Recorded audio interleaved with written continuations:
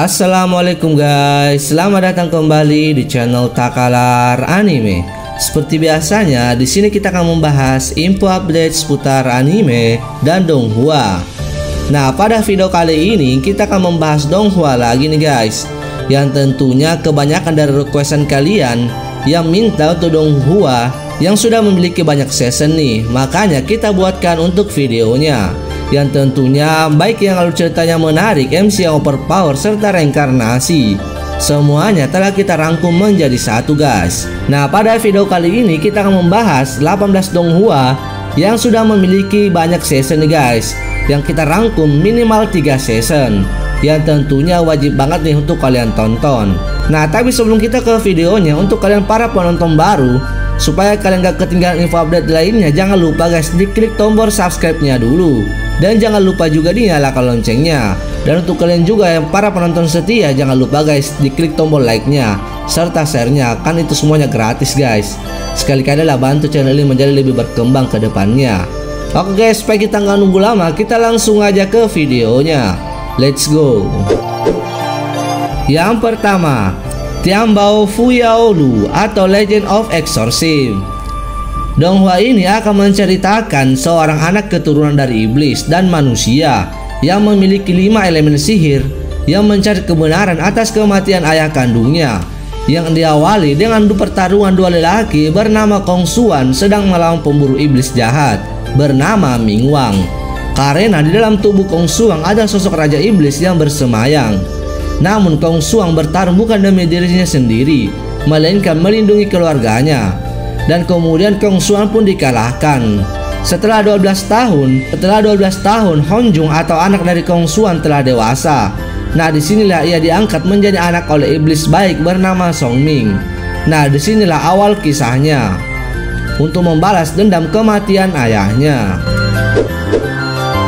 Yang kedua, Wudong Qiangkun atau yang biasa kita kenal Martial Universe, menceritakan seorang pria dari klan besar, tetapi ayahnya menjadi bahan olok-olokan dalam klannya karena pertarungan terakhirnya auranya telah diambil oleh lawannya guys, sehingga sang anak bertekad menjadi kuat untuk mengembalikan martabat sang ayah. Yang diawali seekor rubah dikejar oleh sekelompok orang. Ternyata rubah ini membawa batu pusaka dan memilih untuk bunuh diri daripada didapatkan oleh orang yang mengejarnya. Kemudian pun berinkarnasi kepada penerus dari batu pusaka itu selanjutnya. Kemudian scene pun berganti, keluarga dengan anak bernama Lindong. Sang MC kita sedang memberitahu ayahnya tentang kekalahannya dalam turnamen sesama klan. Kemudian Lindong tak lama beranjak dewasa dan mengalami perkelahian dengan sepupunya yang membawa teman-temannya, dan kemudian ia kalah dan ditendang masuk ke dalam jurang. Dan tak sengaja darahnya mengalir mengenai batu pusaka sang rubah tadi, dan benda itu menyelamatkan Lindong dan itu masuk ke tubuhnya. Nah, inilah awal ceritanya guys, menjadi overpower. Yang ketiga, Sui Lingsu atau Lord Sui Ying. Awal seri kita diperlihatkan penyerangan terhadap wilayah elang salju, yang di mana Raja Dongbo dan istrinya ditangkap. Sejak saat itu ia meninggalkan 2 anaknya. Nah, setelah 8 tahun pun berlalu, anak tertua yang bernama Yu Xing alias MC kita ditugaskan untuk mengambil jantung Raja Serigala Perak, yang mana itu adalah syarat agar adiknya diterima menjadi murid untuk menjadi penyihir terhebat. Dan di sini beberapa penjaga sibuk mencari adiknya yang bernama Kingxi. Ia sedang bersembunyi dan menipu para penjaga, namun ditemukan oleh paman Tongsang sesaat ketika ia hampir jatuh. Di sini sang adik sangat ingin pergi ke tempat kakaknya. Inilah awalnya guys, yang MC kita yang awalnya sangat lemah menjadi overpower. Yang keempat, Wanji Sensu atau Lord of the Universe, menceritakan Ye Sheng yang merupakan dewa kuno yang jatuh dari dunia para dewa ke dunia surgawi dan damai. Di dunia ini ada ratusan negara, dikelilingi oleh ribuan negara yang kuat serta sombong. Ye Sheng telah berada di dunia ini selama ratusan tahun dan telah membangun sebuah kekuatan yang besar. Apalagi keberadaannya selalu menjadi legenda. Tetapi kekuatan dunia para dewa meluas perlahan ke dunia itu, memulai salah satu pertempuran paling kejam dan ganas. Di awalnya ia akan memulai perjalanan dan menjadi langkah awal baginya. Yang kelima, Qiang Shengji atau Age of Gunslinger. Donghua ini menceritakan masa depan di mana game manusia berevolusi yang membuat mereka memiliki kekuatan yang sangat kuat dan berbeda pada manusia pada umumnya. Nah, di sini yang memiliki kekuatan seperti itu bisa bergerak cepat serta kuat dan memiliki kekuatan beragam, guys. Nah, di sinilah yang memiliki kekuatan itu dijuluki sebagai agen, dan di antara para agen ada seorang yang sangat dihormati yang dijuluki Dewa Senjata. Tugas agen ini melindungi manusia dari bahaya yang tak terhitung jumlahnya. Namun setelah peperangan besar, agen-agen pun menghilang. Dan kemudian sejak saat itu tiba-tiba sini pun berganti. Ada 3 orang yang diterjunkan dari pesawat untuk membantu peperangan, guys. Yang diawali dengan penyerangan seekor laba-laba robot yang di atas kereta. Yang tentunya pertarungan 2 wanita yang merupakan penjaga dan anak sekolah. Dan kemudian MC kita, Lin Xiao pun ikut membantu mereka. Nah, inilah awal perjalanan mereka bertiga untuk menumpas kejahatan. Yang keenam, Xiong Bing Liang atau The Black Troop, menceritakan peradaban manusia masa kini. Namun ternyata di galaksi lain masih ada ras lain yang memiliki kekuatan dewa, yaitu ras malaikat dan ras iblis. Bumi adalah tempat manusia biasa yang akan dijadikan sebagai medan pertempuran para dewa dari galaksi lain. Nah, di sini bumi membentuk pasukan hitam yang mana anggotanya memiliki kekuatan dewa di masa lalu, yang diawali seorang pria bernama Xiaolu yang sudah mati karena menyelamatkan wanita yang diserang oleh penjahat jalanan. Namun bukannya mati, ia malah bangkit kembali, guys, dan menjadi manusia super, di mana ia ternyata berada di sistematik genetik dewa karena Xiaolong diduga keturunan dewa masa lalu. Dan ia pun membangkitkan kekuatan milik Xiaolong. Disinilah awal kisahnya, guys, menjadi pasukan hitam. Yang ketujuh, Xing Cheng Biang atau Stellar Transformation. Di galaksi yang jauh ada seorang anak bernama Xiao Yu atau King Yu, tanpa kemampuan bawaan untuk berlatih teknik internal. Jadi untuk mendapatkan rasa hormat dari ayahnya, ia dengan tegas memilih untuk mengikuti jalur yang lebih sulit serta menyakitkan dalam mempraktikkan teknik-teknik eksternal. Seiring berjalannya waktu, ia tumbuh besar, tetapi yang benar-benar mengubah hidupnya adalah batu kristal meteorik yang misterius atau air mata meteorik.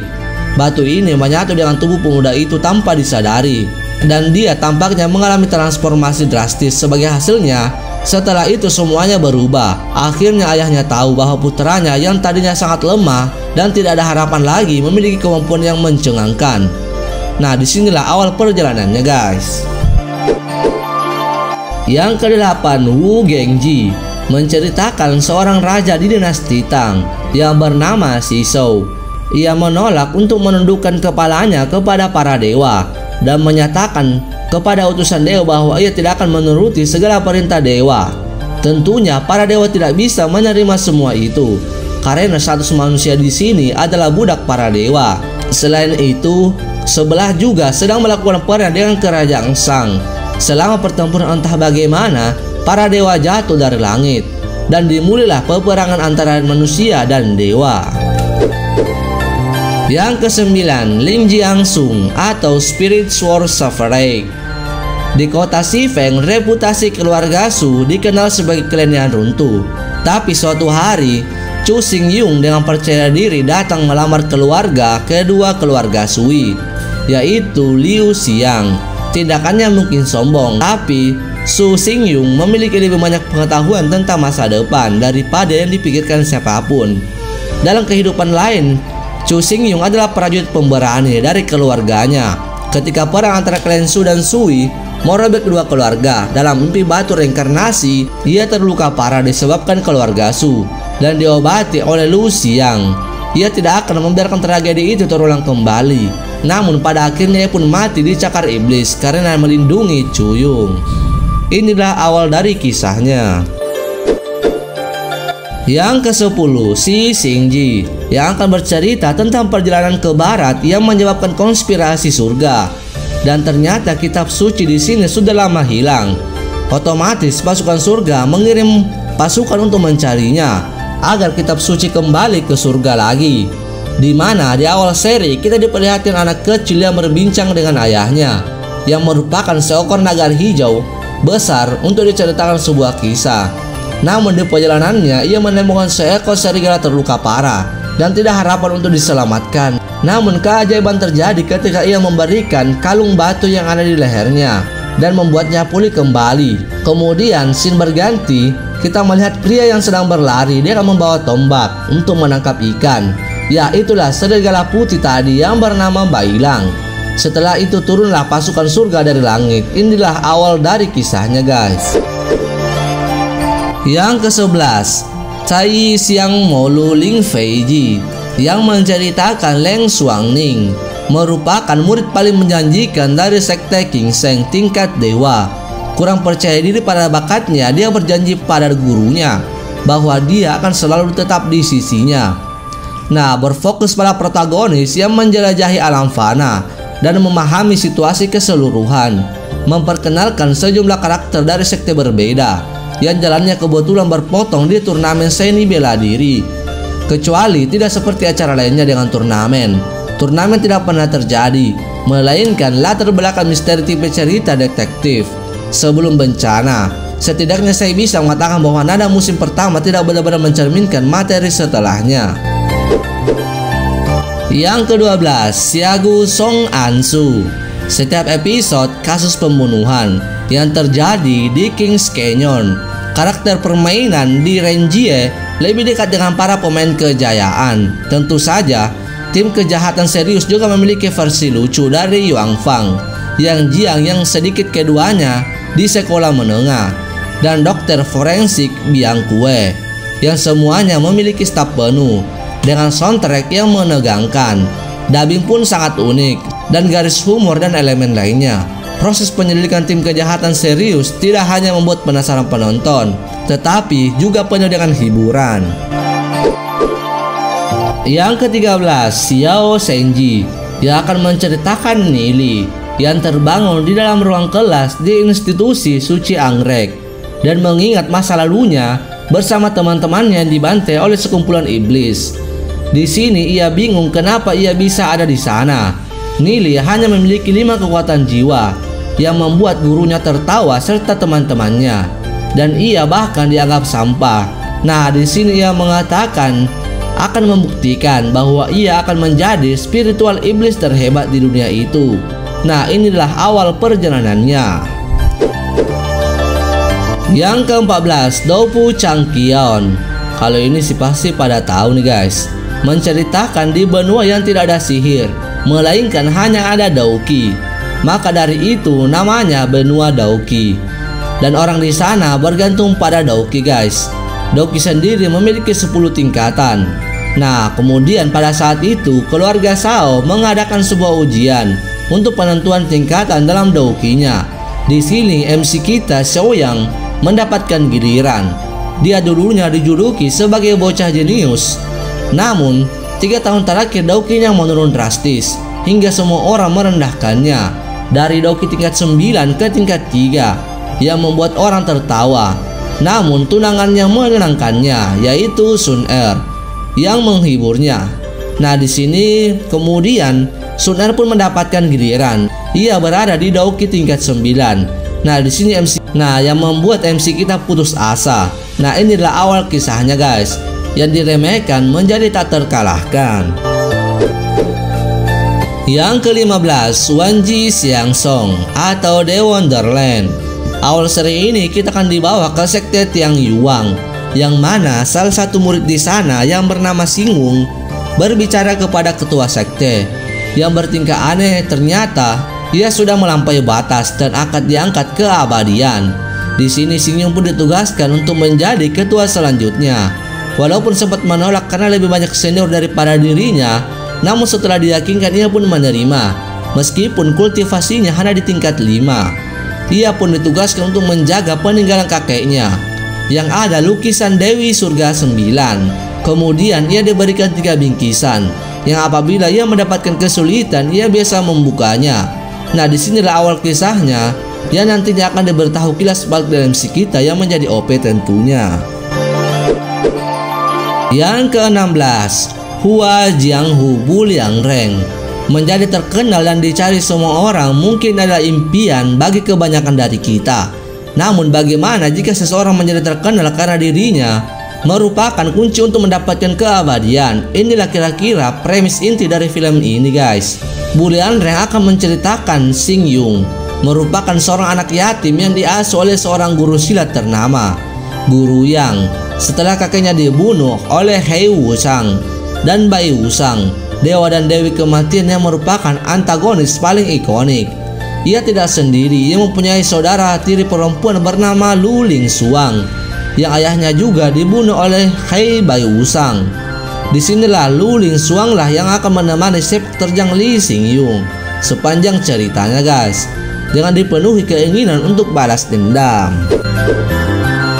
Yang ke-17, Dou Hung Wei Si Suang Yue Qi Yuang atau Spirit Guardian, menceritakan kebangkitan orang-orang berkekuatan spiritual. Di situ Sang Sang secara tidak sengaja masuk ke dalam perselisihan. Dengan kekuatan jiwanya ia mencoba untuk menyelamatkan gadis cantik dari pengejaran perusahaan Xing Tiang, karena memang perusahaan itu ingin memanfaatkan kekuatan spiritual.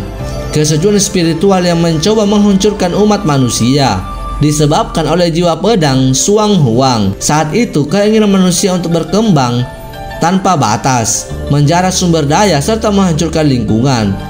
Menembus pedang Suang Huang, kebangkitan orang-orang spiritual akan menjadi kekuatan gelap mereka sendiri pada malam ajaran Lausa. Sang Sang secara tidak sengaja terlibat dalam perselisihan tersebut. Dengan kekuatan jiwa dia ingin menyelamatkan bahaya dari iblis Mongsang. Yang ke-18 atau yang terakhir, Doulu Dalu. Untuk donghua ini sih banyak banget guys part-partnya, jadi bingung untuk menentukan seasonnya. Yang tentunya kalianlah yang menentukan guys. Yang akan menceritakan Tang Sang yang dikejar oleh orang-orang dari sekte Tang karena telah memasuki perpustakaan tanpa izin dan telah mempelajari ilmu rahasia sekte tersebut. Dan ia pun dianggap pengkhianat dan harus dihukum mati. Namun Tang Sang tak kunjung didapatkan hingga larut malam. Ia dikejar hingga sampai di atas puncak gunung Devil From. Disinilah Tang Sang akan mengakhiri hidupnya. Namun sebelum itu ia menjelaskan bahwa ia tahu akan hukumannya. Namun di sini ia akan menjaga apa yang akan ia pelajari agar tidak bocor ke siapapun. Dan ia pun memberikan sebuah artefak tingkat 1 hadiah kepada sekte sebagai bukti kesetiaannya. Kemudian Tang Sang pun loncat untuk mengakhiri hidupnya. Namun bukannya mati, ia malah terlahir kembali dengan membawa semua ingatannya di daratan Doulu. Inilah awal kisahnya guys. Nah itu dia guys, 18 donghua yang sudah memiliki banyak season yang telah kita rangkum atau yang telah kita buat, yang minimal 3 season guys, yang tentunya memiliki alur cerita yang menarik, MC overpower yang cocok banget lah untuk kalian tonton guys. Dan untuk kalian juga yang punya rekomendasi lain yang mungkin belum ada di list yang di atas, boleh kalian lempar ke kolom komentar guys, supaya teman-teman kalian yang belum tahu bisa tahu juga dan segera menontonnya. Oke guys, video kali ini cukup sampai di sini dulu. Thank you for watching. Bye bye.